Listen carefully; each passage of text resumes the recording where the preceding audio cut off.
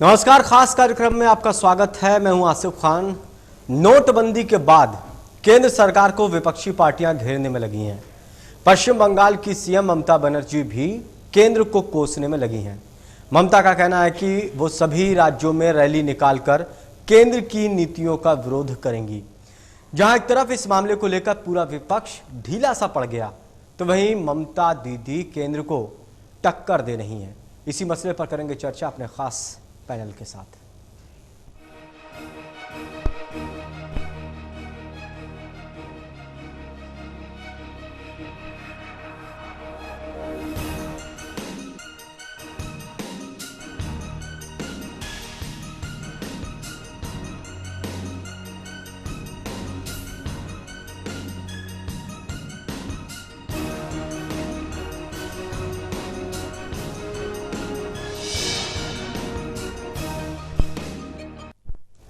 केंद्र सरकार के नोटबंदी के फैसले का पश्चिम बंगाल की सीएम ममता बनर्जी पुरजोर विरोध कर रही हैं। ममता बनर्जी का कहना है कि टीएमसी इस मसले को लेकर संसद से सड़क तक विरोध कर रही है। साथ ही ममता बनर्जी ने ऐलान किया कि सभी राज्यों में जाकर केंद्र सरकार की नोटबंदी का विरोध करेंगी। और इसी कड़ी में ममता बनर्जी ने यूपी के लखनऊ में एक बड़ी रैली की और केंद्र सरकार के खिलाफ जमकर निशाना साधा। ममता ने रैली के दौरान कहा कि मोदी ने नोटबंदी कर पूरे देश को बर्बाद कर दिया। ममता ने चुनौती देते हुए कहा कि अगर कई राज्यों में बीजेपी की सरकार है, हिम्मत है, तो पीएम मोदी उनको गिरफ्तार करके दिखाएं। वो हर राज्य में जाएंगी, बीजेपी के राज्यों में भी जाएंगी। इससे पहले भी कोलकाता में ममता बनर्जी ने मोदी पर तीखा हमला बोला था। ममता ने कहा था कि मैं रहूं या फिर ना रहूं, लेकिन प्रधानमंत्री नरेंद्र मोदी को इस पॉलिटिक्स से बाहर करके रहूंगी। नोटबंदी के खिलाफ ममता बनर्जी ने मोर्चा खोल दिया है। फिर सवाल कई उठते हैं, क्या ममता केंद्र सरकार को घेर पाएंगी? क्या ममता का वार केंद्र सरकार पर भारी पड़ता दिखाई दे रहा है? क्या ममता को एक बड़ा मुद्दा मिल गया है केंद्र सरकार के खिलाफ, अब वो उसको भुनाने में कामयाब हो पा रही? ममता को कोलकाता से बाहर भी क्या समर्थन मिलेगा? क्या ममता चुनाव में बीजेपी को घेर पाएंगी? कई राज्यों में चुनाव है। क्या केंद्र सरकार के पास ममता का कोई काट है? क्या ममता के विरोध करेगी बीजेपी? क्या बाकी पार्टियां केंद्र को घेरने में नाकाम हो रही हैं, जिस पुरजोर तरीके से ममता बनर्जी कर रही हैं? ममता केंद्र सरकार को घेर पाएंगी या नहीं? सवाल इस बात को लेकर है। क्या बाकी दल इस मामले को लेकर ढीले पड़ गए? क्या ममता बनर्जी पुरजोर तरीके से विरोध कर रही हैं? क्या ममता के विरोध का असर दिखाई दे रहा है? कोलकाता में जब ममता बनर्जी ने विरोध किया था तो करीब 5 किलोमीटर लंबी रैली थी। उस दौरान ममता बनर्जी ने कहा था कि मैं रहूं या फिर ना रहूं, लेकिन पीएम मोदी को भारत की पॉलिटिक्स से यानी कि राजनीति से बाहर करके रहूंगी, चाहे भले ही अंजाम कुछ भी हो। हर राज्य में जाकर उन्होंने विरोध करने का ऐलान किया है कि सभी राज्यों में जाएंगी, विरोध प्रदर्शन करेंगी, केंद्र की नीतियों को जन जन तक पहुंचाएंगे। और इसी कड़ी में उत्तर प्रदेश की राजधानी लखनऊ में पहुंची, वहां पर एक बड़ी जनसभा को संबोधित किया, केंद्र सरकार के खिलाफ जमकर निशाना साधा। हम आपको बता दें कि ममता बनर्जी की रैली में कई पार्टियों के नेता मौजूद थे। समाजवादी पार्टी के नेता भी वहां पहुंचे थे। ममता बनर्जी ने इस दौरान उत्तर प्रदेश के मुख्यमंत्री अखिलेश यादव की भी तारीफ की। ममता बनर्जी ने केंद्र सरकार पर वार किया, कई आरोप लगाए। ममता बनर्जी ने कहा अगर उनमें ताकत है तो मुझे गिरफ्तार करके दिखाएं। नोटबंदी से पहले बीजेपी ने अपना पैसा विदेश भेज दिया। केंद्र को नोटबंदी का फैसला वापस लेना ही होगा। नोटबंदी के खिलाफ ममता ने विरोध किया, उनका विरोध लगातार चालू है। लखनऊ में बड़ी रैली की, उसके बाद दूसरे राज्यों में जाएंगी। ममता बनर्जी ने चुनौती देते हुए कहा कि बीजेपी शासित राज्यों में भी विरोध प्रदर्शन करेंगी और अगर बीजेपी में हिम्मत है तो गिरफ्तार करके दिखाएं, ये चुनौती उन्होंने दी है। जब इस मामले को लेकर विपक्ष कमजोर पड़ता दिखाई दे रहा है, संसद में एकजुट और सड़क पर अलग हो गया विपक्ष, और इनके बीच ममता बनर्जी डटी हुई है केंद्र सरकार को घेरने में। 2 बड़ी रैलियां कर चुकी हैं। कोलकाता में 5 किलोमीटर तक उनकी रैली थी, और उसके बाद उत्तर प्रदेश की राजधानी लखनऊ में आज रैली की। रैली में इतना जन सैलाब उमड़ा कि बैठने तक की जगह नहीं थी। कार्यकर्ताओं में इस बात को लेकर नोकझोंक भी हो गई। बैठने को लेकर काफ़ी जोश में ममता बनर्जी भी दिखाई दे रही थी। साथ ही उन्होंने चुनौती दे दी केंद्र सरकार को कि हिम्मत है तो गिरफ्तार करें, हम उन्हीं के राज्यों में जहां पर बीजेपी शासित राज्य हैं वहां पर जाएंगे और विरोध करेंगे। तो इस पर बातचीत करने के लिए हमारे साथ पूरा पैनल मौजूद है। हमारे साथ स्टूडियो में सैफ अली खान है, नेता कांग्रेस। साथ ही हमारे साथ टीएमसी के बबलू पंडित भी जुड़ेंगे। स्टूडियो में संदीप द्विवेदी, नेता बीजेपी भी हमारे साथ जुड़े हैं। डॉक्टर रमेश कुमार हैं, राजनीतिक विश्लेषक। सोनी सिंह परिहार, युवा नेता समाजवादी पार्टी उन्नाव, स्टूडियो से हमारे साथ जुड़ेंगे। और मुजफ्फरनगर से गौरव जैन, नेता समाजवादी पार्टी। बहुत बहुत स्वागत है सभी का। संदीप द्विवेदी जी, ममता बनर्जी ललकार रही है बीजेपी को, हिम्मत है तो गिरफ्तार करके दिखाएं। देखिए, ममता बनर्जी की ललकार का सिर्फ यही जवाब है कि कहीं ना कहीं अगर आप देखें तो नोटबंदी के बाद सबसे ज्यादा वही लाया है जिस पर फेक करेंसी या गलत तरह के ट्रांजेक्शन में इन्वॉल्व था, या जो कहीं ना कहीं बहुत बड़े तरीके से घोटालों में फंसा हुआ था। आज ममता बनर्जी के अगर आप हालत देखें तो क्योंकि पश्चिम बंगाल में पहले इस तरह के आरोप लग चुके हैं कि वहाँ पे फेक करेंसी इंडिया में एंटर होती थी, वहाँ के लोग काफी हद तक इसमें एक तरह की चीजों में इन्वॉल्व है। तो कहीं ना कहीं ये साबित भी हो रहा है कि फेक करेंसी इनके पास है, और ये जो फेक करेंसी या गलत तरह की जो व्यवसाय में लोग लिप्त हैं उनका समर्थन कर रहे हैं, और इनका विरोध का एक रीजन यही है। संदीप जी, विपक्ष यही कहता है कि हम अगर विरोध करते हैं, इनकी कमियां बताते हैं कि लागू करने में यहाँ गलती हुई, तो सीधा काउंटर कर देते हैं कि इनके पास देखो काला धन है, ये विरोध कर रहे हैं, देखो ये देश विरोधी है, ये विरोध कर रहे हैं। जहाँ गलतियां हैं उसको एक्सेप्ट करिए आप। देखिए, क्या आप बताइए, क्या पश्चिम बंगाल के इस तरह के आरोप नहीं लगे हैं कि वहां से सबसे ज्यादा ब्लैक मनी इंडिया में एंटर होता था नेपाल के रास्ते? क्या इस तरह की चीजें वहां पे अभी आप देखिए, मालदा राइट्स में कितना बड़ा न्यूज चैनल्स ने खुलासा किया था कि क्या ममता बनर्जी के पास काला धन है? चीजों के व्यवसाय हो रहे हैं, वो सब कैश में होते हैं। आप बताइए, क्या इस तरह की मीडिया में रिपोर्ट्स नहीं आई थी? और वही जो पैसा, क्या ममता बनर्जी के पास काला धन है? ममता बनर्जी क्यों चिल्ला रही है अगर काला धन? क्यों नहीं विरोध करेंगे अगर कोई कमियां दिखाई देगा? ये लोकतंत्र का हिस्सा है। ममता बनर्जी की भी उन्हीं लोगों के सहारे आज पश्चिम बंगाल में खड़ी हुई है। भले ही उनके पास ना हो, लेकिन उनके साथियों के पास या गलत प्रवृत्ति के जो लोग हैं जो समर्थन करते हैं, उनके पास तो पैसा है। ये ममता बनर्जी से उन्हीं के लिए चिल्ला रही है, वो अपने लिए थोड़ी चिल्ला रही है। उन्हें पता है कि अगर ये काला धन और ये उनके पास जो गलत मनी है वो खत्म हो गया तो कई बार सत्ता में आना मुश्किल पड़ जाएगा। और दूसरी चीज, जिस तरीके से पश्चिम बंगाल में बीजेपी बढ़ रही है, अभी आपने देखा उपचुनाव में भी बीजेपी ने काफी अच्छे तरीके से वोट खींचा है, तो कहीं ना कहीं पश्चिम बंगाल में खतरा भी दिख रहा है कि बीजेपी उनके लिए बड़ा खतरा बन सकती है भविष्य में। तानाशाही तरीके से सरकार चलाई जा रही है, ये भी आरोप लगा है। क्या ये बात ठीक है? आप जो भी आपके विपक्ष में है वो भी सहयोगी होते हैं, अगर उनको कहीं कमियां लग रही हैं आप उनको देखिए, उनको दूर करिए। देखिए, असल की बात यह है कि 335 सांसदों का समर्थन लेके एक प्रधानमंत्री अनुरोध करता है कि 50 दिन हमारा सहयोग कर दो, तब कहा जाता है कि तानाशाही। अरे सर, तानाशाही वो होती कि वो इम्प्लीमेंट कर देता और किसी की बात नहीं सुनता।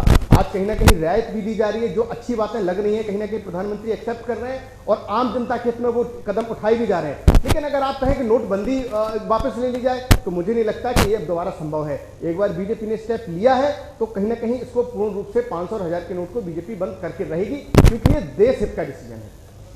सैफ अली खान जी कुछ कहना चाहते हैं? बहुत बहुत शुक्रिया आसिफ भाई, आपने फिर मौका दिया बोलने के लिए। बात यह है, भाजपा के प्रतिनिधि जो हैं, जितने भी हैं, वो सवाल अगर आप उनसे करेंगे तो उनको बहुत तकलीफ होती है इस चीज से। मैं आपसे ये सवाल करता हूं, 2203 करोड़ नोट के पीसेस आपको प्रिंट करने थे, है ना? आपने उसमें से केवल 1 लाख भी आप प्रिंट नहीं कर पाए। 50 दिन में आप कौन सी ऐसी कैलकुलेशन है, मैं जानना चाहूंगा, जो आप ये कह रहे हैं कि 50 दिन में आप ये करते हैं? लोगों ने हाइप क्रिएट कर दिया है कि कैश की कमी है, बैंकों में पैसा नहीं है। आप देखिए क्या 100 के नोट नहीं है मार्केट में, क्या 10 का 50 का या कॉइन्स नहीं है मार्केट में। दिक्कत, मैं आपकी बात पे आ रहा हूँ, दिक्कत ये नहीं है कि पैसा मार्केट में कम है, बल्कि दिक्कत ये है कि जो पैसा है वो ब्लैक मनी वाले कहीं ना कहीं 700 का 1000 और 400 का 500 करके दबाते जा रहे हैं, और इस वजह से प्रॉब्लम क्रिएट हो रही है। मैं इस चीज को मानता हूं कि थोड़ा सा एटीएम में अव्यवस्थाओं की वजह से टेक्निकल कुछ प्रॉब्लम्स रही, उस वजह से अभी तक 2000 का नोट फिट नहीं हो पाया, तो इसलिए सभी एटीएम चालू नहीं हुए। लेकिन दूसरी चीज इसके पीछे की स्ट्रेटेजी ये भी है कि हम मॉनिटर भी करना चाह रहे हैं कि कौन कौन और कितना अमाउंट जमा कर रहा है। जनधन अकाउंट में जहां 1000 रुपए नहीं आता तो वहां एक दिन में 2.5 लाख आ जाता है। क्या आप इसको सही मानते हैं? क्या गरीब एक दिन में 2.5 लाख रुपए कमा लेता है? तो कहीं ना कहीं जो अनियमितताएं हैं, जो गलत तरीके का ट्रांजेक्शन हो रहा है, उन पर भी तो गौर करना पड़ेगा ना सरकार को। ये कौन करेगा? संदीप जी, आपसे ये चीज पूछनी है। सबसे पहले तो आप एटीएम के साइजेस में आपने इंप्लीमेंटेशन जो अकॉर्डिंगली जो साइज आपका जो फिक्स होके जो विड्रॉल करता है वो तक तो आप संभाल नहीं पाए। प्लस मैंने आपको बताया है कि जो टोटल नंबर ऑफ करेंसी आपको प्रिंट करनी चाहिए थी, जो कि सफेद की वाइट है जनता की। नहीं, आप मेरी बात सुनिए पहले। जो जनता के व्हाइट अमाउंट है, जो 2233 करोड़ जो आपको प्रिंट करने चाहिए थे पीसेस, वो आप 1 लाख नहीं कर पाए, और आप उस पर सफाई कुछ और पेश कर रहे हैं। आप ही के, मैं आपको याद दिला दूं, आप ही इसी टीवी चैनल पे आपने ये भी किसानों को कहा था कि किसानों को अभी जो आप लाखों की जरूरत नहीं, आपने ही ये कहा था कि 500 रुपए पूरे महीने के लिए उन गरीब लोगों को या किसानों को कंप्लीट काफी पड़ेगा। ये आपको इसी चैनल पे आपने ये बयान दिए थे। मैं आपको बता रहा हूं सैफी, पहली चीज तो क्या जरूरी है हर व्यक्ति कैश में ट्रांजैक्शन करे? जिनके पास सुविधाएं नहीं है, जो कैशलेस नहीं कर सकते, उनके अलावा अगर बकाया कैशलेस ट्रांजैक्शन करें तो मुझे लगता है ज्यादा है। क्या जरूरी है कि हर व्यक्ति आज कैश में ट्रांजैक्शन करे? क्या जरूरी है कि बड़ा ट्रांजैक्शन आप कैश में करके टैक्स चोरी करें? अगर आप बड़ा ट्रांजैक्शन कैश में कर रहे हैं तो कहीं ना कहीं आप टैक्स चोरी कर रहे हैं, और अगर आप टैक्स चोरी कर रहे हैं तो चलिए संदीप जी, मैं आपके पास आऊंगा। संदीप जी, मैं आपके पास संदीप जी आऊंगा। तकनीकी थोड़ी दिक्कत की वजह से आपकी आवाज थोड़ी कम जा पा रही है, इसलिए मैं आपके पास जाऊंगा। सैफ अली जी, क्या इस मामले को लेकर जिस तरह से ममता बनर्जी संसद से लेकर सड़क तक विरोध कर रही हैं, क्या कांग्रेस उस भूमिका को निभा पा रहा है? नहीं, मैं आपको बताऊं, बिल्कुल जगह जगह हर पार्टी, चाहे ममता बनर्जी की तृणमूल कांग्रेस हो, चाहे अखिलेश यादव जी की समाजवादी पार्टी हो, या आप कांग्रेस का देखें, कल और आज हर जगह अलग अलग तौर पे आपका जो है वो प्रोटेस्ट जो है हर रूप में आपका दिखाई दे रहा है। मिसमैनेजमेंट जो है वो आपकी हर जगह के ऊपर जनता आवाज लगा रही है, और आगे जितने दिन आगे बढ़ते जाएंगे उसमें और आक्रोश जो है आपका जनता भी आपको और दिखाएगी आके आपके अपकमिंग इलेक्शंस में। जिस पुरजोर तरीके से ममता बनर्जी केंद्र की नीतियों का विरोध कर रही हैं, बाकी पार्टियां फीकी पड़ती दिखाई दे रही हैं।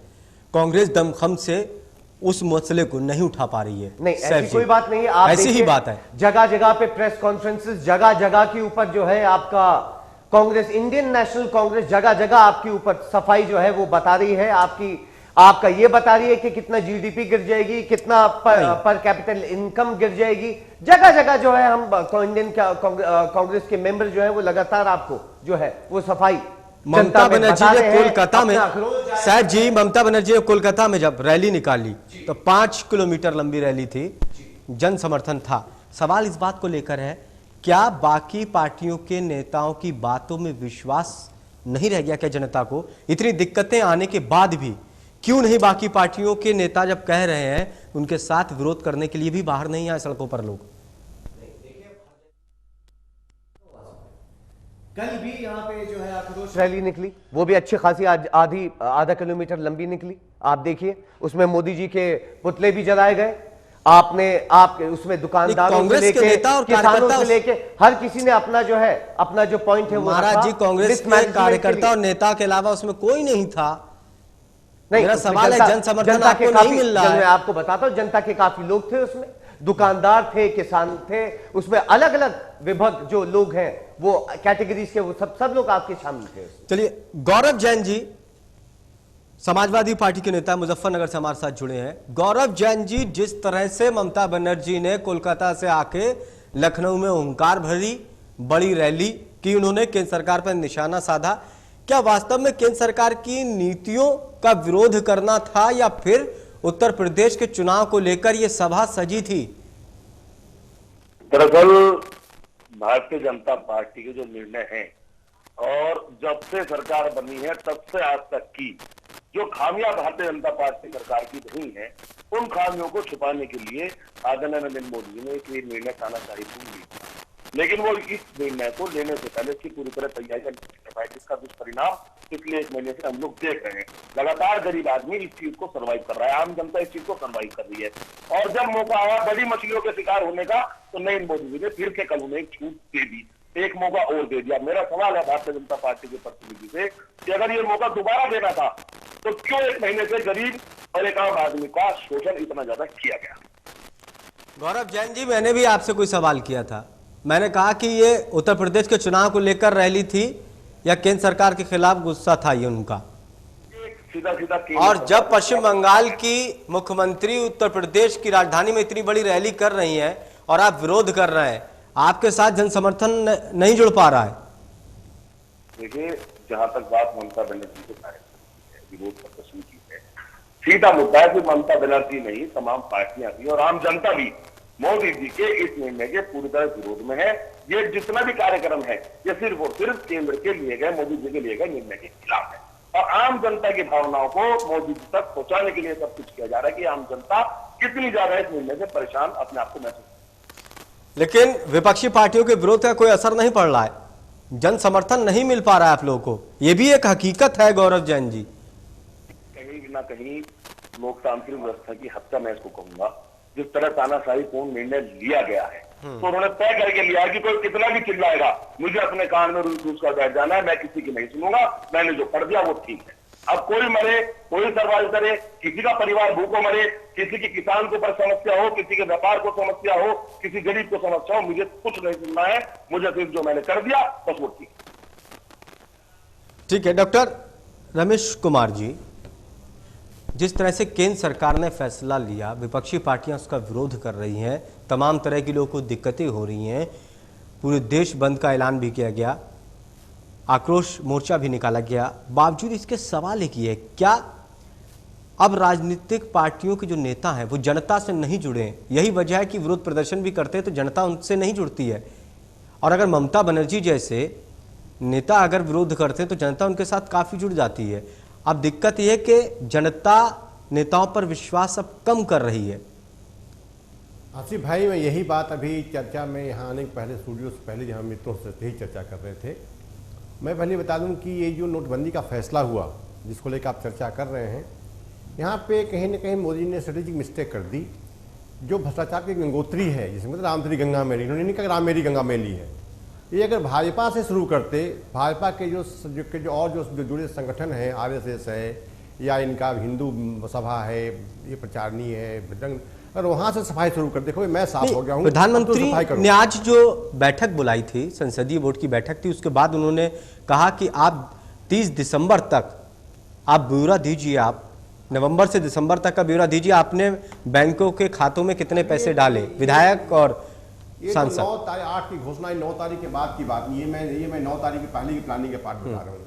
इनके भ्रष्टाचार की खात्मा की शुरुआत वहाँ से करनी चाहिए थी। अब तो जनता को परेशान करने वाली बात है। 50 दिन, कोई अखबार कह रहा है 90 दिन, मीडिया मैनेज करो, कोई हाइप जनरेट ना हो। साहब, बैंक आगे लाइन खड़ी है और मैं आपकी बात पे आ रहा हूँ।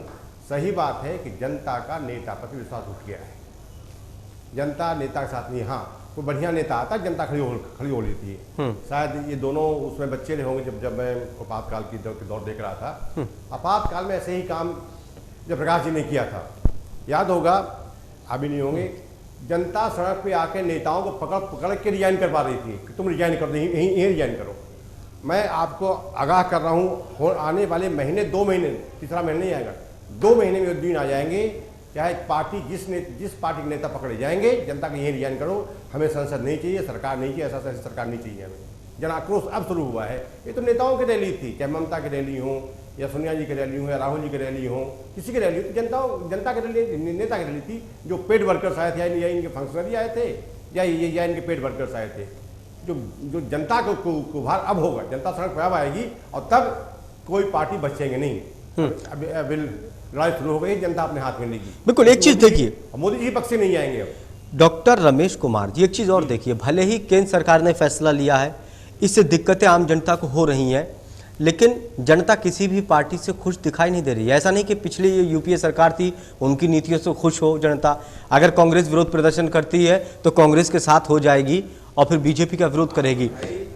काफी गुस्से में है जनता कि भ्रष्टाचार इतना ज्यादा बढ़ गया था। एक दौर में 2G स्पेक्ट्रम हो या कोल घोटाला हो, जनता तक फर्क पड़ने वाला नहीं था। इसमें रोज जनता लाइन में खड़ी है, 2000 रुपए 500 रुपए की दिक्कत हमें आ रही है, जनता परेशान है।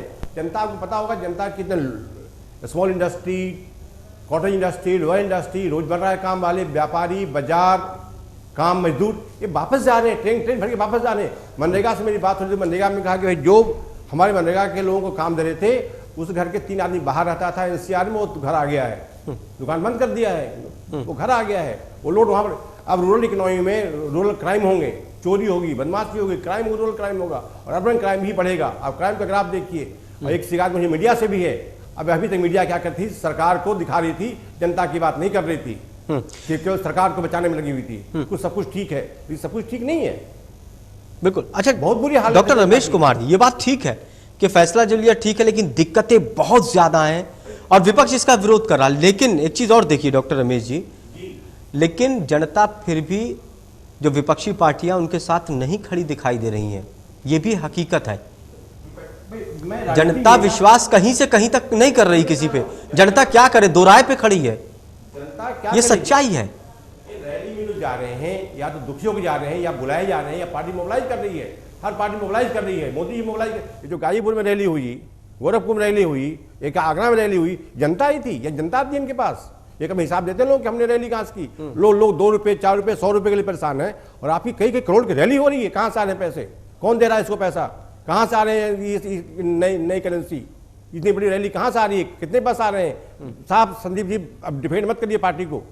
आप माई कहाँ, हम गलत हैं, हम गलत हैं, हमारे पास और जो सही बात होगी वही कहेंगे। गलत है, मेरे पास भी काला धन है, जो आपके पास भी काला धन है, मानिए, और अपनी पार्टी से कहीं काटिए मिला। अरे सर, तो हमने कहाँ कह दिया था कि हमारे जिन लोगों के पास काला धन है उन्हें हमने छूट दे दी? बताइए, किसी एक व्यक्ति को छूट दे दी? हर व्यक्ति को, चाहे बीजेपी का हो, चाहे कांग्रेस का हो, या आम जनता हो, हर व्यक्ति को 8:30 बजे ही पता चला था कि हजारों 500 का नोट बंद हो गए। ये अभी डिबेट का विषय है, क्या पता चला कब मालूम है? 27 अक्टूबर के दैनिक जागरण में छपा हुआ है कि ये काम होने वाला है 27 अक्टूबर को। तो क्या हमने अकेले, क्या हमारे पास अकेले इन्फॉर्मेशन थी? अरे न्यूज़पेपर में थी सबके लिए। संदीप जी डिफेंड गवर्नमेंट को, गवर्नमेंट ये डिफेंड करेंगे, हम यहाँ पार्टी को डिफेंड करने के लिए जनता क्यों ना करें डिफेंड?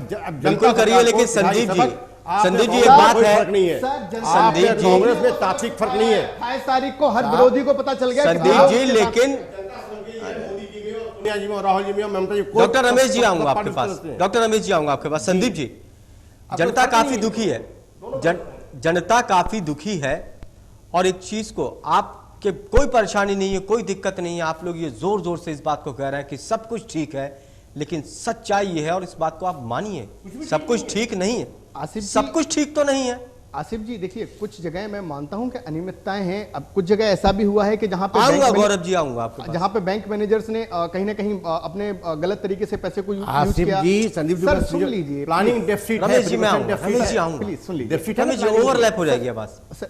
देखिए सर, इतना बड़ा देश है, राज्य सरकारों की तरफ से भी कहीं ना कहीं अनियमितताएं रही हैं। हर चीज के लिए केंद्र सरकार तो जिम्मेदार नहीं है। दूसरी चीज मैं आपको बता दूं, आज का अगर आप टाइम्स ऑफ इंडिया पढ़िए तो उसमें क्लियर कट लिखा हुआ है कि डीमोनेटाइजेशन की वजह से ही कहीं ना कहीं आज लाखों और हजारों की संख्या में नक्सलाइट सरेंडर करने की तैयारी में है।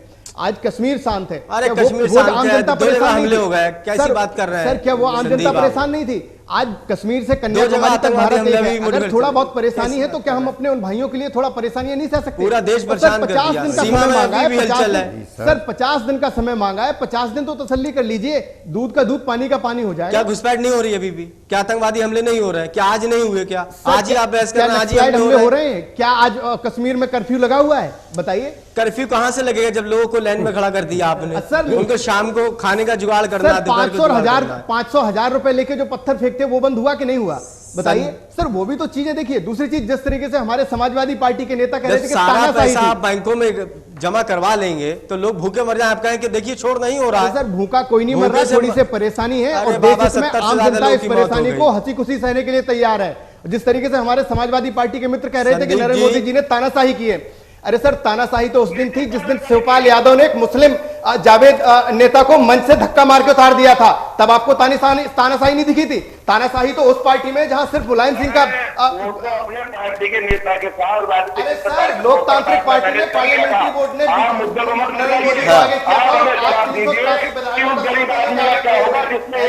तानाशाही ये नहीं होती।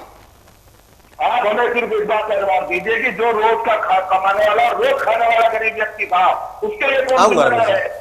जो लोग रस्तों में खड़े खड़े मर गए, उनके लिए कौन जिम्मेदार? गौरव जैन जी, कांग्रेस। आऊंगा संदीप जी। गौरव जैन जी, ठीक है, केंद्र सरकार की काफी खामियां कमियां रही इसको लागू करने में, लेकिन कम से कम काले धन को रोकने के लिए उल्टा सीधा या कैसे ही कदम तो उठाया। इसीलिए जनता भी समर्थन इसलिए कर रही कि ठीक है, कदम तो उठाया, बाकी पार्टियों ने, बाकी सरकारों ने कदम ही नहीं उठाया। लेकिन सवाल आपसे यह है कि जनता को सहूलियत देने के लिए उत्तर प्रदेश सरकार ने कौन से कदम उठाए, आप उनको गिना दीजिए। उत्तर प्रदेश सरकार ने तमाम जिलाधिकारियों को निर्देश देकर जिलों में वैन चलवाई, जो काउंटर खुलवाए, जो पैसा बदलने का काम कर रहे थे लगातार। आगरा के अंदर आप पता करना दीजिए, पैसा बदलने के विदेशी। उत्तर प्रदेश में भी बैंकों में वही हाल है, कोई जुदा नहीं है गौरव जी। उत्तर प्रदेश के प्राइवेट अस्पतालों में सबसे बुरा हाल, वो पैसे नहीं ले रहे हैं। केंद्र सरकार ने कहा पैसे लीजिए, आप इलाज करिए पुराने और बैंक में जमा करिए, लेकिन नहीं ले रहे हैं। सुन लीजिए मेरी बात, तो शायद जब बातें आ जाए तमाम जिलाधिकारियों को निर्देश दिए गए थे तब कि पैसा बदलने को लेकर जहां भी आवश्यकता हो वैन लगाई जाए। उसके अलावा विदेशी पर्यटकों के लिए काउंटर्स खुलवाए गए थे। आप पता करा लीजिए, वहां पे काउंटर्स खुले, विदेशी पर्यटकों ने उनका लाभ उठाया है। और तमाम पुलिस को निर्देश दिए गए थे कि व्यवस्था बनाने पुलिस को निर्देश सबसे ज्यादा पिट रहे हैं आपकी या पुलिस से। आपने क्या निर्देश दिए थे? आपने निर्देश दिए, पालन कितना हो रहा है वो चीज भी तो देखिए। उत्तर प्रदेश में सबसे ज्यादा पिटाई हो रही है। लेकिन महोदय, अव्यवस्था इतनी बड़ी है, अनमैच्योर है, परिपक्व निर्णय है। तमाम राज्य की सरकारों को इसके लिए पूरा समय देना चाहिए ताकि वो अपने क्षेत्रों में तैयारियां कर सके। लेकिन एक बड़ा सवाल जो मैं करना चाहता हूं अपने बीजेपी के प्रतिनिधि से, जो लगातार इस निर्णय को डिफेंड कर रहे हैं, मैं उनसे पूछता हूं कि उस गरीब के बारे में आपकी सरकार, आपके नेता ने क्या सोचा, जो गरीब रोज कमाने, रोज खाने वाला व्यक्ति था। वो गरीब रेडा रिक्शा वाला जो व्यापारी के माध्यम से कमाता था, क्षेत्र की जनता के माध्यम से कमाता था, उसे रोज कमाना था, रोज खाना था, उसके लिए क्या व्यवस्था आपने की? उसके बारे में आपने क्यों नहीं सोचा? और उन बड़े लोगों को, एक दो तो बड़े लोगों के नाम ऐसे भी है जो सब जानते, जिन्हें इन्हीं के नेता एयरपोर्ट से बाहर के रास्ता दिखाकर आए थे। और उन बड़े लोगों को जिनके पास काला धन है, जब उनके शिकार का मौका आया, उन लोगों का सामना करने का मौका आया, तो फिर से छूट दे दी गई। अगर यही खेल करना था कि बड़े लोगों को छूट देनी थी, तो गरीब को उत्पीड़न क्यों किया गया? क्यों गरीब को खड़ा किया? लेकिन गौरव जी, अगर उत्तर प्रदेश में चुनाव का वक्त नहीं होता, समाजवादी पार्टी भी इतना विरोध नहीं करती। बीजेपी सरकार के प्रधानमंत्री जी के इस तरह के निर्णय उनकी मंशा पर सवाल खड़े करते हैं। लगातार पूंजीपतियों को वो लोग सुविधाएं प्रदान कर रहे हैं और गरीब का शोषण करने का काम कर रहे हैं। ये उनके लिए सवाल है। सैफ अली जी, इस बीमारी का बहुत पहले इलाज होना चाहिए था। ये धीरे धीरे काफी ज्यादा बढ़ गई। अगर पहले ही यूपीए सरकार या उससे पहले की कांग्रेस की सरकारें इन चीज़ों पर ध्यान देती, इस तरह से ब्लैक मनी वाले इस तरह से प्रॉपर्टी खरीद रहे हैं। आज इन्होंने ठीक है कि पैसे पर लगा दिया, लेकिन कितनी प्रॉपर्टी गोल्ड में, ज़मीन में लगा चुके हैं, लोग खपा चुके हैं। अगर पहले से आप ध्यान दे देते, पहले से आप सख्ती कर देते, शायद इतना बड़ा ये मामला नहीं होता, किसी की हिम्मत भी नहीं होती। याद दिलाना चाहूंगा, maximum number of income tax rates हमारी यूपीए की सरकार में। आप देखिए जितने भी डॉक्यूमेंटेशंस जो है वो, चाहे जो जिसमें निकल के आ रहा है कि 40 करोड़ 10 लाख रुपए नरेंद्र मोदी जी को दिए, केजरीवाल कह रहे हैं, कोई अलग अलग डॉक्यूमेंटेशन जो भी प्रूव कर रहे हैं, वो रेट्स भी कांग्रेस की सरकार के टेन्योर के ऊपर ही पड़ी हुई है। बड़े बड़े जो सहारा में 130 करोड़ रुपए निकला था, वहां से भी डॉक्यूमेंटेशंस निकले थे। जो भी डॉक्यूमेंटेशंस प्रूव किया गया वो सब कांग्रेस की सरकार में। डीमोनेटाइजेशन 2014 में भी हुई, मगर पब्लिक को तकलीफ नहीं हुई। फिर इतना अंतर कैसे हो गया गरीबी और अमीरी में? इतना अंतर कैसे हो गया? है, मैं कह रहा हूं आपके पास लिस्ट है, लिस्ट में उन लोगों के नाम है जिनके पास काला धन है, आप उसके ऊपर स्टेप उठवाइए। क्यों नहीं उठाते नरेंद्र मोदी जी? नरेंद्र मोदी जी एक काम बहुत अच्छा करते हैं, अगर आपके चैनल से कोई मैसेज जा रहा है पब्लिक को, तो हो सकता है आपके पास भी कल नोटिस आ जाए, जैसे एक मौजूदा चैनल के पास ऑलरेडी नोटिस आया हुआ है कि उसे बंद कर दिया जाए। हो सकता है अगर आपका चैनल सच्चाई दिखाएगा तो उसको भी रोकने के लिए भी आपके पास नोटिस आ देखिए। जाएगा। तो ये काम बीजेपी सरकार बहुत अच्छी तरीके से करती है। सवाल का जवाब नहीं देंगे वो, मगर उंगली उठाने में नंबर 1 रहेंगे। पहली चीज आज़िफ भाई, बड़ी साफ साफ तौर की चीज, आप कह रहे हैं 50 दिन में आपने, पहले चलिए हर कोई जानता ही है 50 दिन में कहा कि 100 दिन में आपको जो काला धन जो है हम बाहर से मंगा के दे देंगे, बाहर से मंगा लिया जाएगा, हर आदमी आम जनता को 15-15 लाख रुपए मिलेंगे। वो तो खैर किसी को मिले नहीं। अब आप कह रहे हैं कि 50 दिन में आप जो है ये जनता को जो है रिलीफ मिल जाएगा और जनता बहुत खुश है। मैं कह रहा हूं कहां सो रहे हैं आप लोग? ये सोने वाली और हवाई बातें मत करिए, जाके लाइनों में लोगों की हालत देखिए। लोगों के पास पैसा नहीं है, बैंकों के पास पैसा नहीं है, एटीएम्स में कैश नहीं है, और आप ये क्या करें? लोग क्या करें? आपको इतना मौका दे दिया, आपने कुछ नहीं किया। बीजेपी को मौका दे दिया, बीजेपी ने ऐसे उल्टे सीधे कदम उठा दिए। हमारी जनता परेशान है। अब जनता जनता कहां जाए?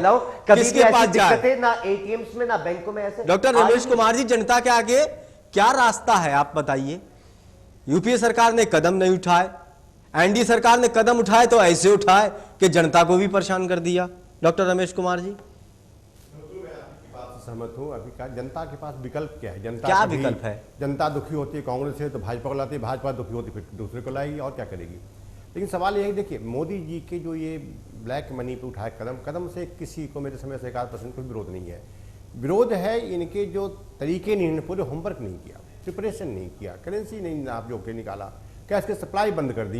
इनके थिंक टैंक ने होमवर्क नहीं किया कि इतना बड़ा मुल्क है, मल्टी लेयर्ड इकोनॉमी है, पीपुल्स इकोनॉमी है, स्मॉल कैश इकोनॉमी है, जो ग्राउंड लेवल पर हमारा दूर दूर तक एटीएम नहीं पहुंचा, बैंक ने, जब इनको पता होना चाहिए होमवर्क, ये सारी व्यवस्था पहले होना चाहिए थी। पहले एटीएम की संख्या बढ़ाई जाती, वैन की संख्या, एटीएम में भरने वाले पैसों की वैन की संख्या बढ़ाई जाती, नए नोट छापे जाते, खाके बनाए जाते उनके, कोई पैनिक नहीं होता। ये तो हरीली उठाए गए, जल्दीबाजी में उठाए गए कदम और बिना तैयारी के उसका ये नतीजा खामियाजा आपके सामने है। और मैं संदीप जी बताऊँ, इसकी खामियाजा यही काम इंदिरा गांधी जी का थी, गरीबी हटाओ, हटी नहीं, खामियाजा भुगतना पड़ा। उन्होंने कहा इमरजेंसी में हुई, जैसे आप कह रहे हैं, मैं तो वही कहते कुछ नहीं बिगड़ता, लेकिन बिगड़ा। तो मैं कह रहा हूँ कि चीज़ बिगड़ने वाली है, संभलने का समय शायद है तो संभलिए, तो खामियाजा के लिए तैयार रहिए। संदीप जी, आप जवाब देना रमेश कुमार जी का, लेकिन मेरे सवाल के साथ। मेरा सवाल इस बात को लेकर है, आप 50 दिन की बात कर रहे हैं, ये मसला काफ़ी आगे तक बढ़ जाएगा क्योंकि पैसे की छपाई को लेकर भी इतने दिन में आप नहीं छाप पाएंगे। और मेरा सवाल फिर ये है, जब इतने दिन लगेंगे फिर जनता को आपको हिसाब देना पड़ेगा कि आपने इतने दिन के अंदर कितना फायदा देश को हुआ, कितना काला धन आया, और साथ ही ये भी कि अर्थव्यवस्था को कितना नुकसान हुआ और आम जनता ने कितनी परेशानियां उठाई और कितनों की मौत हुई। ये सारा आपको हिसाब भी देना पड़ेगा, उस हिसाब के लिए भी तैयार रहिएगा आप। आसिफ जी, हम 50 दिन के बाद पूरा एक एक मिनट का, एक एक दिन का और एक एक रुपए का हिसाब देने के लिए तैयार हैं। पहली चीज़, अब हम जवाब देने के लिए मैं तीनों हमारे नेताओं के जवाब दे दूं। जिस तरीके से हमारे राजनीतिक विश्लेषक जी ने कहा कि जनता के बीच में इंदिरा जी ने भी कहा था गरीबी हटाएंगे, लेकिन जनता ने उनको जवाब दिया। देखिए, ये डिसीजन हमने जनता के लिए लिया और ऐसे समय पे लिया जब 5 स्टेट में इलेक्शन आने वाले हैं। इस सेंसिटिव मौके पे इस तरह का डिसीजन लेने के लिए 56 इंच का सीना चाहिए। अरे कांग्रेस 2013 में उठा लेती डिसीजन, अगर ये पॉलिसी आप बना लीजिए। अरे सर, ये सीना क्या करेगा इसमें? हो सकता है थोड़ी बहुत अव्यवस्थाएं हो सकता है थोड़ा सा, क्योंकि देखिए हर चीज के लिए आप केंद्र सरकार को जिम्मेदार नहीं ठहरा सकते। अगर पुलिस वाला लाठी चला रहा है तो मालिक, हर चीज 56 इंच के सीने से नहीं होती है। आज 56 इंच का सीना दिखाकर और 56 इंच का सीना दिखाकर आप बॉर्डर पे कुछ कर सकते हैं।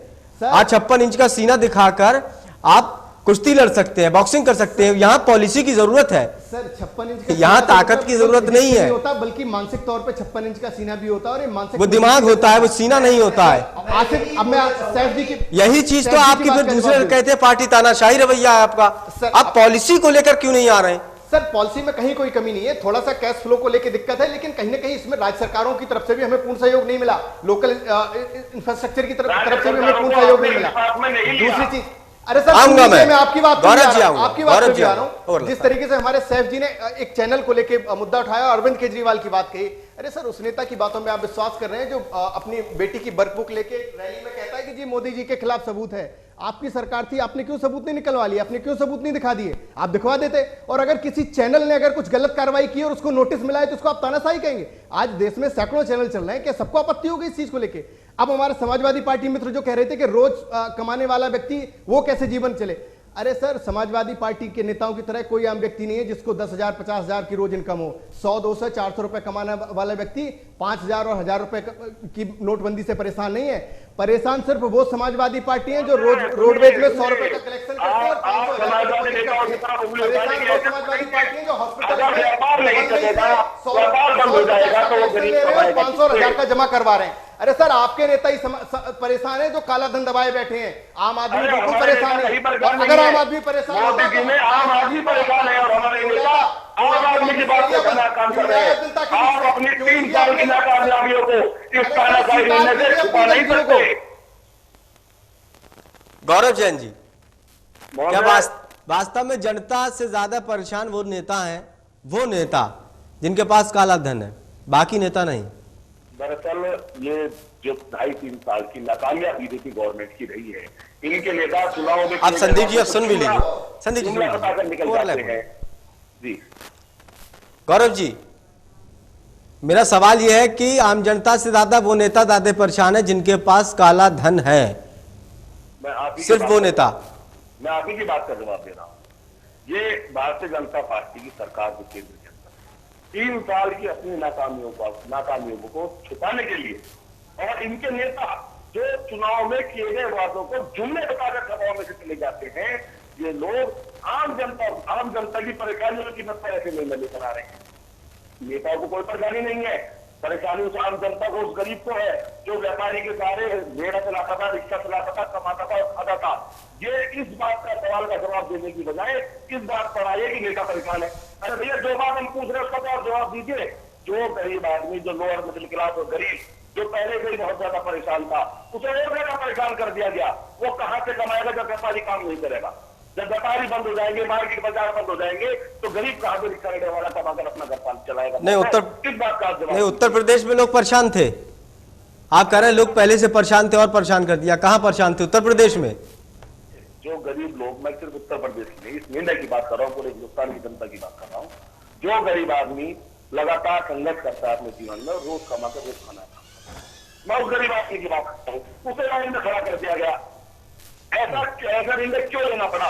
दूसरी बात, इन्होंने कही राज्य सरकारों का सपोर्ट नहीं मिल रहा है। मैं इनसे पूछता हूँ, राज्य सरकार को कितना आपने विश्वास मिल गया? सैफ अली जी, आप लोग कह रहे हैं कि बड़ा नुकसान देश को हो रहा है, अरबों रुपए का नुकसान हो जाएगा, आंकड़े भी आप दिखा रहे हैं, और आप लोग जो संसद में नहीं, मेरा सवाल पूरा, और आप लोग जो संसद के अंदर विरोध कर रहे हैं, इस तरह से चर्चा से भाग रहे हैं। राजनाथ सिंह जी ने कहा कि प्रधानमंत्री नरेंद्र मोदी जी खुद आएंगे जवाब देने के लिए, आप तर्क रखिए, आप बातों को रखिए, हम भी सुनना है, हम भी जवाब देंगे। एक दिन में करीब 9 करोड़ रुपए का नुकसान हो जाता है। क्या आपको उसकी फिक्र है? क्यों नहीं चर्चा विपक्ष कर रहा है? सबसे पहली चीज, पार्लियामेंट में भी हमारे जितने भी सीनियर नेता हैं वो ये चाहते हैं कि उनको जवाब दे। भाई, कोई भी चीज को आपने एक तानाशाही तरीके से अगर आपने लागू किया है तो पार्लियामेंट में आपने पहले ये वादा किया था कि आप क्रेडिबल हैं, आप पूछिए, मैं हूं, जवाब दूंगा आपको। अब क्यों नहीं आते हो आप जवाब देने? उन्होंने पहली चीज।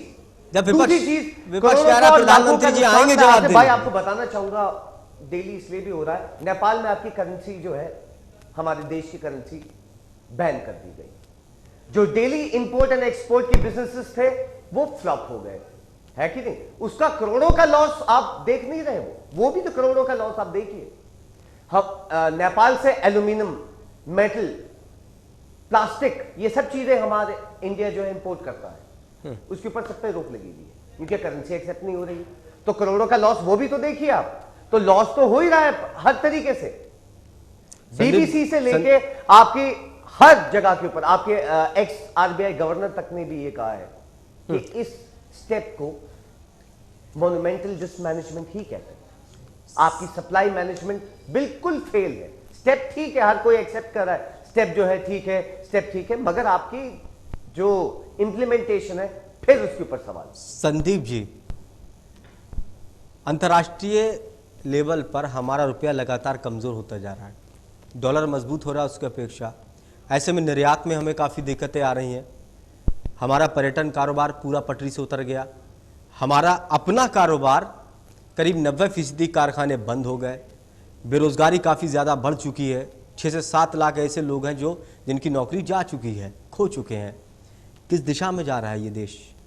देखिए, ईमानदारी से कहिएगा, क्या दिक्कत नहीं बढ़ सकती है बीजेपी की अगर यही चीज़ आगे बढ़ती गई बिना शोर शराबे के? मुझे लगता है कि अगर आप पॉजिटिव पॉइंट्स भी अगर इसके देखेंगे तो इससे काफ़ी बड़ा इम्पैक्ट भी पड़ने वाला है। आज अगर आप देखिए तो कहीं ना कहीं बैंकों के पास पैसा है। बैंकों का पैसा जब मार्केट में लोगों को, युवाओं को रोजगार के लिए लोन मिलेगा, जब कंपनियों को लोन मिलेगा, छोटे छोटे उद्योगों को, तो कहीं ना कहीं वो एम्प्लॉयमेंट जनरेट करेगा। अभी क्या होता था कि लोग डेली वेजेस पे एम्प्लॉयमेंट पे लोग रखते थे, 270 रुपए देते थे और 400 रुपए के वाउचर पे साइन करवाते थे। ना ESI होता था, ना PF होता था, ना ही कोई अकाउंटिंग होती थी। अब जब उनको एक परमानेंट जॉब मिलेगा, जब उनका ESI होगा, PF होगा और उन्हें पूरा पेमेंट मिलेगा, तो क्या आम जनता को कोई फायदा नहीं? दूसरी चीज, जो लोग लोन लेकर अगर बाजार में पैसा कम होगा उसका भी काफी नुकसान होता है। महंगाई काफी ज्यादा बढ़ जाती है। एक उद्योगपति का आज ही मैं पढ़ रहा था, उनका बयान आया कि ज्यादा पैसा बैंकों में होना भी खतरनाक है। देखिए, ये बात सही है, लेकिन दूसरी चीज आप ये भी देखिए कि कहीं ना कहीं आपके पास इलेक्ट्रॉनिक मनी ट्रांजैक्शन करने के पूरे ऑप्शन हैं। आप चेक से करिए, आपके पास वेरियस इलेक्ट्रॉनिक मनी ट्रांजैक्शन के सोर्सेज हैं, लेकिन सिर्फ कैश पे डिपेंड। मालिक कितना आपने वो सोर्स दे दिए। देखिए, रोना तो यही है, आपने वो सोर्स कितने दे दिए। आप किस गांवों में जाके ATM लगा दिया। अरे गांवों में, हमारा देश कहां बसा है गांवों में। आप देखिए, एक बैंक आप वहां पर लगा है और उसके इर्द गिर्द कितने गांव हैं। 30-30 किलोमीटर से लोग आते हैं अपना काम छोड़ के, कोई साइकिल से आ रहा है, कोई मोटरसाइकिल से आ रहा है, 2000 रुपए लेने के लिए आ रहे हैं, अब वो भी नहीं मिलते। देखिए सर, पहले भी हर व्यक्ति बैंक में जाके रोज लाइन में नहीं लगता था। महीने 2 महीने में एक बार वो पैसा निकालने आता था, वो शहर में ही आता था। संदीप जी, आप इलेक्ट्रॉनिक की इतनी बात कर रहे हैं, 65% अभी भी हमारे भारतीय नागरिक हैं जिनके अकाउंट्स और ऑनलाइन ट्रांजैक्शंस नहीं है। आप उनके लिए क्या कर रहे हैं, आप ये बताइए अभी जरा। उन्हीं के लिए हमने जनधन योजना चलाई है, उन्हीं के लिए हमने बैंक्स को नोटिफिकेशन जारी किया है कि हर बैंक को अब ब्लॉक लेवल पे पहुंचना चाहिए, गांव में भी जाना चाहिए। उन्हीं के लिए कहीं ना कहीं हम जाना चाहिए। क्या क्या इम्प्लीमेंटेशन सर जाएंगे तो तब ना, जब बैंकों के पास भी संदीप जी, ऐसा तो नहीं होगा जो पहले कदम आएगा तो उन्हें भी बिजनेस वेंचर्स को बढ़ाने का मौका मिलेगा। संदीप जी, गांव में बैंकें पहुंचेंगी। संदीप जी, ऐसा तो नहीं हुआ जो कदम पहले उठाना चाहिए था वो बाद में उठाया जा रहा है, और जो बाद में सबसे लास्ट में उठाना चाहिए था वो सबसे पहले उठा दिया। हमें पहले अपने नोटों की व्यवस्था करना चाहिए थी, हमें ATM बढ़ाना चाहिए था, हमें बैंकों को बढ़ाना चाहिए था, हमें लोगों को जागरूक करना चाहिए था, कैशलेस किस तरह से इस्तेमाल किया जाए, प्लास्टिक मनी को किस तरह से इस्तेमाल किया जाए। अब बंद करके आप समझा रहे हैं। अगर हमें कैश मार्केट में पूरा हम निकाल ही देते तो फिर कैश पूरा फिर चेंज हो जाता, फिर हमें कहां काले धन वालों को पकड़ने का मौका मिलता। हम तो चाह रहे थे कि ये जो बिल में छिपे हुए ये बाहर निकलें, और जब ये बाहर निकलेंगे तभी इन्हें पकड़ने का मौका मिलेगा। और आज कहीं ना कहीं वो चीज हो भी रही है। आज जिस तरीके से संसद में प्रस्ताव पारित हुआ 50% पेनल्टी का, तो इसमें भी कहीं ना कहीं गवर्नमेंट के पास पैसा आएगा, और जो पैसा आएगा वो गाँव के लिए लगाया जाएगा। आज सरकार ने कहा भी है उस पैसे का पूरा यूज हम गाँव के विकास के लिए करेंगे, तो कहीं ना कहीं इसमें आम जनता को और गरीब लोगों को भी फायदा मिलेगा। नहीं, फायदा उस चीज को होता अगर आप सिस्टम से काम करते। मैं आपको आऊंगा संदीप जी आपके पास। हमारे साथ अखिलेश जी जुड़ चुके हैं, समाज सेवी हैं उन्नाव स्टूडियो से। बहुत बहुत स्वागत है अखिलेश जी। केंद्र सरकार के इस फैसले का समाज पर किस तरह से असर पड़ता आपको दिखाई दे रहा है? समाज बहुत बुरी तरह से प्रभावित है। मोदी सरकार का यह फैसला प्रशंसनीय कहा जा सकता है, लेकिन जो परिस्थितियां समाज में हैं वो बहुत कष्टप्रद हैं। तुलसी बाबा ने एक चौपाई लिखी है कि जास राजपुरी प्रजा दुखारी, सोई नरक अवस नरक अधिकारी। तो हम सीधे सीधे ये नहीं कहना चाहते हैं कि मोदी जी नरक के अधिकारी हैं, लेकिन जो व्यवस्था उन्होंने लागू की है वो निश्चित तौर पर योजना बनाकर नहीं की गई। आम आदमी को क्या परेशानी है, किस तरह से लोग अपना जीवन काट रहे हैं, किस तरह से अपनी दिक्कतों से लड़ रहे हैं, इनके बारे में पहले से नीति नियंताओं को विचार करना चाहिए था, योजनाएं बनानी चाहिए थी, तब ये योजना लागू होती तो वास्तव में प्रशंसनीय होती। फिलहाल कितनी दिक्कत हो रही है लोगों को? आप दूरदराज के इलाके से जुड़े हैं, आप ग्रामीण इलाके से जुड़े हैं, आप बताइए कि गांव के इलाकों में कितनी दिक्कत हो रही है? दिक्कतों का जो पैमाना है वो 2-4 होना पड़ रहा है, उसकी व्याख्या नहीं की जा सकती है। दिक्कतों का पैमाना इस तरह का है कि जो श्रमिक है उसको 300 रुपए प्रतिदिन मिलते हैं, और आप किसी पार्टी से नहीं जुड़े हैं जी? वाला 300 रुपए रोज नहीं दे सकता, उसके पास इतने पैसे जो नोट चल रहे हैं बाजार में वो नहीं है। एक जगह कहीं काम चलता है, 8 मजदूर लगते हैं, 3 और 2400 रुपए होते हैं। 2400 रुपए किसी भी व्यक्ति को सप्ताह में दिए जा रहे हैं, तो क्या कोई घर का निर्माण कराएगा तो 8 दिन एक दिन रुक के कराएगा? ये सारी व्यवस्थाएं हैं, और भूखों मरने वाली स्थितियां यहाँ तक हैं कि जो मजदूर काम करते हैं उनसे कहा जा रहा है कि या तो 1 महीने बाद हिसाब लीजिए या काम बंद कर दीजिए। तो यही परिस्थिति है कि आदमी काम बंद करके घर में बैठा है। इनके बारे में भी नीति नियंताओं को सोचना चाहिए था, योजनाएं बनानी चाहिए थी। एक फैसला सिर्फ उन गंदे लोगों को खत्म करने के लिए कि जो बहुत काला धन रखे हैं, जो बहुत अनाप शनाप का पैसा रखे हैं, उनको खत्म करने के लिए छोटा आदमी भी मार दिया जाए, ये राजा का बिल्कुल यही सवाल है। अच्छा अखिलेश जी, दूसरी चीज जानना चाहेंगे, जो छोटे उद्योग हैं, जो छोटे कारोबारी हैं, उनको कितना नुकसान हो रहा है इस फैसले से? छोटे कारोबार तो पूरी तरह से प्रभावित हैं। आप जाइए किसी दुकान पर 500 का नोट दीजिए, वो वापस कर देता है। बैंक में जमा करने के लिए उसको लाइन लगानी पड़ रही है। पूरी व्यवस्था कितना आ गया बाजार में?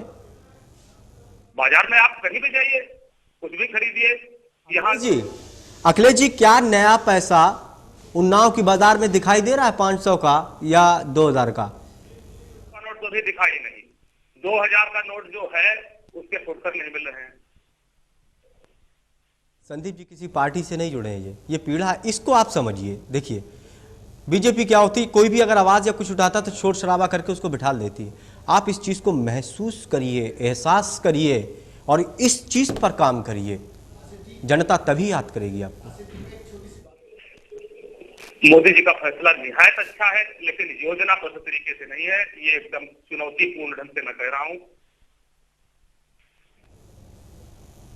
संदीप जी बताइए। मैं आपको बताना चाहूँगा, शुरू से हम एक चीज़ कहते आ रहे हैं कि कैंसर, भ्रष्टाचार जो है वो कैंसर की बीमारी की तरह हमारे देश में हमें जकड़ चुका है। अब कैंसर को अगर फर्स्ट कीमो दी गई है तो कहीं ना कहीं उसमें थोड़ा अच्छा बहुत संदीप जी, इफेक्ट तो एक चलिए इसी का जवाब, इसी का संदीप जी के सवालों का जवाब संदीप जी, अच्छा एक बात ठीक है, एक घर में अगर एक इंसान को कैंसर है और इस हिसाब से कैंसर हो गया कि उसका बचना मुश्किल है, ठीक है, तो क्या उस घर के सारे लोग को खत्म कर दोगे आप बम मार के? और आप कहोगे कि इसका मरना जरूरी था, नहीं तो बीमारी दूसरे में फैल जाती।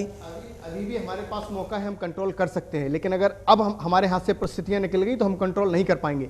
दूसरी चीज, जिस तरीके से हमारे मित्र ने कहा कि लोगों ने कंस्ट्रक्शन का काम बंद कर रखा है, कहीं ना कहीं थोड़ा बेरोजगारी हुई है, तो आप एक चीज ये भी सोचिए, अगर हम थोड़ा सा आगे के बारे में सोचें, पहली चीज तो कंस्ट्रक्शन की ऐसी कौन सी दुकान है जो पेमेंट ऑनलाइन नहीं ले सकती? वो सिर्फ इसलिए नहीं लेते क्योंकि उन्हें टैक्स देना पड़ेगा, और अगर टैक्स चोरी कर रहे हैं तो कहीं ना कहीं काला बाजारी और काले धन में शामिल होगा। दूसरी चीज, अगर भविष्य में उन्हें एक परमानेंट रोजगार मिलता है, एक अच्छा रोजगार मिलता है, मैं चाहता हूं बड़े शांति से आज बात। संदीप जी आप इधर उधर भाग रहे हैं, तभी मैं, देश के ज्यादातर आबादी शहरों में बसी है या गाँवों में? आप ये बताइए। गाँवों में बसी है। गाँवों में कितना ऑनलाइन पेमेंट होता है, कितनी बाजारी? गाँवों में पता नहीं है लोगों को। छोटे शहरों में देखिए आप जाके, गांव के हालत देखिए तो हर व्यक्ति रोज बाजार भी नहीं जाता, वहां पे 1 महीने 2 महीने का स्टॉक करके रखते हैं। इवन अगर लोग बाजार सब्जी लेने भी जाते हैं तो हफ्ते में 1 दिन जाते हैं या 15 दिन में एक बार जाते हैं, तो आप ऐसे नहीं कह सकते। दूसरा, कितने लोग गांव में रोज बैंक जाते हैं? ये बात सही है कि समस्या है, लेकिन इतना देखिए, अगर समस्या है, मैं मान रहा हूं आपकी बात समस्या है, तो पब्लिक आई विरोध में क्यों नहीं आ रही है? पब्लिक जानती है कि एक अच्छा डिसीजन लिया गया है और कहीं ना कहीं देश हित में डिसीजन है, इसलिए पब्लिक इस समस्या को भी सह रही है और वो 50 दिन का वेट कर रही है जब कहीं ना कहीं इसके बाद बड़े कदम उठाए जाएंगे। पब्लिक की हालत आपने ऐसे कर दी, वो उस प्यासे की तरह है कि आपका विरोध करे या पानी का इंतजाम करे। नहीं सर, आज नेताओं की अगर यहाँ विरोध होता तो नेता अपॉर्चुनिटी का फायदा उठाने में पीछे नहीं होते, जहां पे अरविंद केजरीवाल, ममता बनर्जी और मुलायम सिंह जैसे लोग हमारे विरोध में खड़े हैं। डॉक्टर रमेश कुमार जी, क्या जनता की जो पीठ की रीढ़ है वो तोड़ दी गई, वो खड़ी नहीं हो पा रही है, तो विरोध क्या करेगी? आ रही है गरीब जनता की कम ना आके, गरीब जनता जब खड़ा होती है, हाँ, और कई आंदोलन हमारे देश में हुए हैं ऐसे, जेपी आंदोलन हो, अन्ना आंदोलन हो। लेकिन एक चीज है रमेश जी, मैं माफी के साथ रोकूंगा, लेकिन उस तरह के नेता भी तो दिखाई नहीं देते जनता के साथ खड़े तो, जिसके ऊपर जनता विश्वास करे। करती जयप्रकाश जी के बारे में ये लोग कि जयप्रकाश जी बिल्कुल परिस्थिति से निकल के आए थे, इमरजेंसी लगी तब नेता पैदा होते हैं, और ये एक तरह का, ये भी बहुत आपातकाल की टाइप की स्थिति है। इससे भी कोई ना कोई नेता रहनुमा पैदा लेगा, वो ममता जी का और किसी की जरूरत नहीं पड़ेगी। अब सवाल ये है कि अभी वक्त है, मैं संदीप कह रहा हूँ, अभी वक्त है, क्या मोदी जी अपनी पार्टी या सारे पॉलिटिकल पार्टी को आरटीआई मिलाने का बिल लेके पार्लियामेंट में आ रहे हैं? जवाब देने जब आएंगे तो आरटीआई के लिए सबको लेके आए। सबसे पहले गंगोत्री साफ करें, गंगा साफ हो जाएगी, गंगोत्री साफ करें, वहीं से गंदगी शुरू होती है। उसके बाद जो फाइनेंशियल इनको देते, क्या फाइनेंसरों के छापा डालेंगे, वहाँ शुरू करें। ये जनता के जेब पर छापा बने, जेब में कुछ है ही नहीं, लाइन में खड़े हो जाओ, इससे क्या निकल के आएगा? जनता के पास कुछ नहीं देने को, गरीब देश है। और हमारा देश अभी कैशलेस इकनॉमी में नहीं जाती, हमारी कैश इकनॉमी है। अभी हमारे यहाँ सबके पास क्रेडिट कार्ड नहीं है, डेबिट कार्ड नहीं है, एटीएम जाने का नहीं, पिन कोड, हमारे यहाँ तो लोग जन पैसा निकालना तक नहीं आता। तो ये देश में एटीएम भी नहीं है, बैंक भी नहीं है, बैंक कर्मचारी भी नहीं है, नहीं होगा मुश्किल से। तो हमारे देश में अभी जो आपने फैसला किया उस फैसला, अच्छा अगर आप करते 4-10 अच्छे इकोनॉमिक्स से फैसला करने का फैसला करते, उनसे राय मशवरा करते, नॉर्थ कोरिया के एक्सपीरियंस को याद करते, रूस के एक्सपीरियंस को याद करते। आपको मैं एक कहानी सुनाता हूँ, बस 1 सेकंड की कहानी है वो। 1930 में यूरोप में आर्थिक मंदी आई थी, बड़ी मंदी आई थी। मंदी में कहा गया कि भाई मंदी क्यों आई? मंदी इसलिए आई कि सारे पैसा कुछ लोगों के घर में जाकर बैठ गया। और एडम स्मिथ ने कहा कि भाई ऐसा करो, गड्ढा खोदो, गड्ढा भरो। कहा पागल हो, गड्ढा भरूँ, गड्ढा खोदूँ? मतलब क्यों? मतलब गड्ढा खोदने के पैसे दो और भरने के पैसे दो, पैसा बाजार में आएगा, इकोनॉमी चल पड़ेगी। आप जिस तरह से कर रहे हैं, सारे पैसा बैंक में रखवा रहे हैं, जेब खाली करवा रहे हैं, तो इकोनॉमी कैसे चलेगी? धान कौन खरीदेगा, बीज कौन खरीदेगा, कैसे इकोनॉमी चलेगी? तो ये उसमें देखिए, हर चीज में तर्क का विषय नहीं है। गलती को बड़ी श्रद्धा से, बड़ी सहनशीलता से स्वीकार करना चाहिए और उसको सुधारने का प्रयास करना चाहिए, ना कि उससे वाद विवाद करना चाहिए। ठीक है रमेश जी। गौरव जैन जी, आप अगर कह रहे हैं कि केंद्र सरकार ने बढ़िया फैसला लिया, अच्छा काम किया, व्यवस्था ठीक नहीं की, तो काले धन को रोकने के लिए आपके यहाँ भी भतेरा खनन हो रहा है, अवैध काम भतेरे हो रहे हैं, तो समाजवादी सरकार भी उत्तर प्रदेश में बेहतर काम कर सकती थी इन कामों को लेकर।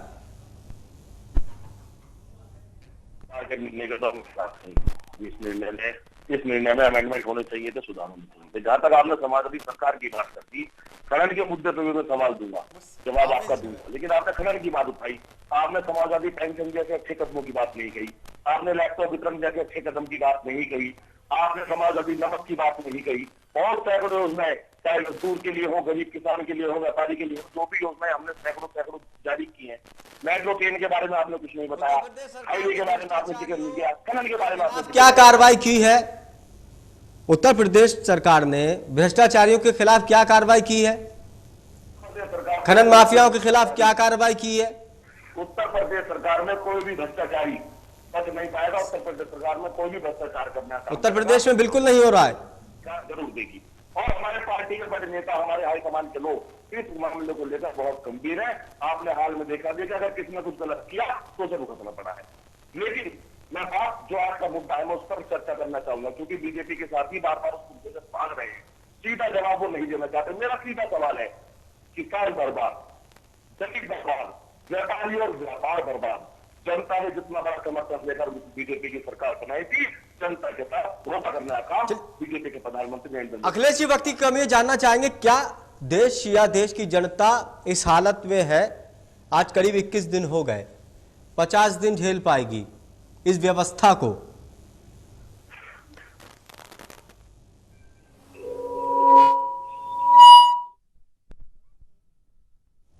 अखिलेश जी सुन पा रहे हैं? जी अखिलेश जी, क्या हमारी देश की जनता या देश इस हालत में है? क्या ये व्यवस्था इस तरह से दुरुस्त है कि 50 दिन या उससे ज्यादा झेल पाएगी? हाँ, झेल पाएगी, ये इसके बारे में कोई भविष्यवाणी नहीं की जा सकती है, लेकिन वर्तमान में झेल पाना बहुत कठिन है, ये इतना कहना है। दिक्कत होगी। सैफ अली जी, क्या आगे अगर दिक्कतें होंगी, क्या लगता है आपको, उम्मीद है कि जनता आपके साथ जुड़ेगी और पुरजोर तरीके से विरोध करेगी और केंद्र को फैसला वापस लेना पड़ेगा? मैं आपको ये तो कम शब्दों में ये मैं आपको कंफर्म तो बता ही सकता हूं, जनता अभी भी जुड़ी हुई है जगह जगह के ऊपर जो है। अभी हाँ, पॉलिटिकल पार्टीज अपनी स्टैंडिंग्स ले लेके सामने आ रही हैं, मगर आप ये समझे ये हालत सिर्फ 20 और 21 दिन में हो गई, जो आज 70 के करीब जो है लोग अपनी जान खो चुके हैं। आगे पता नहीं कितनी और जाने जाएंगी, जिनकी शादियां हो रही हैं उनकी शादियां नहीं हो पा रही हैं। आप ये देखिए व्यवस्था, अरुण जेटली जी तो अपनी 55 करोड़ की अपनी बेटी की शादी कर लेते हैं, मगर आम आदमी का बजट आपने 2.5 लाख रुपए माफी के खर्च साथ कर रखा है, रोकना जो चाहूंगा। आपको वो भी नहीं मिलेगा, तो जनता क्यों नहीं आएगी निकल? सैफ जी, वक्त की कमी है, माफी के साथ रोकना चाहूंगा। माफी के साथ रोकना चाहूंगा सभी मेहमानों का। बहुत बहुत शुक्रिया हमारे खास कार्यक्रम में जुड़ने के लिए। जनता काफी परेशान है, इस बात को लेकर दूसरी पार्टियां विरोध कर रही हैं, लेकिन अभी भी वक्त है। केंद्र सरकार को अपनी कमियों को टटोलना चाहिए और उसको दूर करना चाहिए। खास कार्यक्रम में इतना ही। ताज़ा तरीन खबरों के लिए देखते रहिए TV 100। नमस्कार।